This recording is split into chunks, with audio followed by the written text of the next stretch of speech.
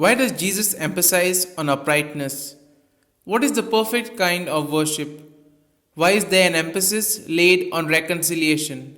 All these questions and more answered during today's episode of Daily Reflections.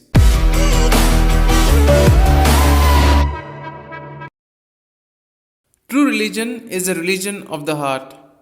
Jesus saw the good in the Pharisees but challenged them against any hypocrisy. He goes on to encourage us to live by one of the most difficult situations in life, to forgive and be reconciled with others. He lived that himself to the last moments of the cross when he forgave all those who brought him to death. Jesus asks us to have uprightness that surpasses that of the Pharisees. The word justice appears 7 times in that of Matthew. This had something to do with the situation of the communities for which Matthew wrote. The religious ideal of the Jews of that time was to be just before God. The Pharisees thought that persons attain justice before God when they succeed to observe all the norms of the laws. This teaching generated a legalistic oppression and caused great anguish in persons because it was very difficult to be able to observe all the norms. This is why Matthew takes the words of Jesus on justice to show that it has to surpass the justice of the Pharisees. According to Jesus, justice does not come from what I do for God, but rather from what God does for me. The new ideal which Jesus proposes is that we will be just before God when we try to accept and forgive persons just as God accepts and pardons us. We then see the perfect kind of worship. In order to be accepted by God and to remain united to Him, it is necessary to reconcile oneself with the brother and sister. Jesus came not to undermine the teaching of the Old Testament, but to bring it to perfection. His message goes deeper than the adherence to the letter of the law which the Pharisees were preoccupied with.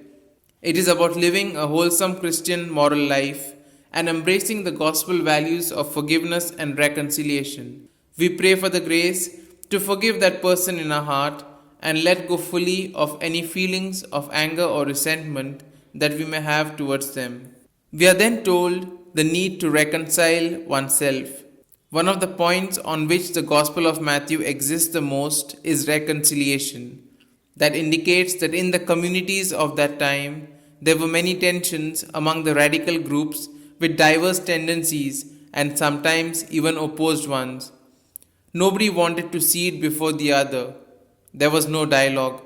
Matthew enlightens this situation with the words of Jesus on reconciliation, which request acceptance and understanding. Because the only sin that God does not forgive is a lack of pardon towards others. That is why we try to reconcile oneself before it is too late. The Pharisees were mainly concerned about the love of God rather than the love of neighbor. But for Jesus, the two are linked intimately. He draws attention to the importance of right relationship with God and with others. Here are some points for our personal reflection. Today, there are many persons who cry out justice. What meaning does evangelical justice have for me? How do I behave before those who do not accept me as I am? How did Jesus behave those who did not accept him? Can I invite Jesus into my heart to create that sort of loving, respectful heart for me? These points can be of great help to reflect on today's gospel. And if you like the reflection, do like and share the good news of the Lord. Do subscribe to the channel if you have not already subscribed, as it would mean a lot to us. Have a good day. Amen.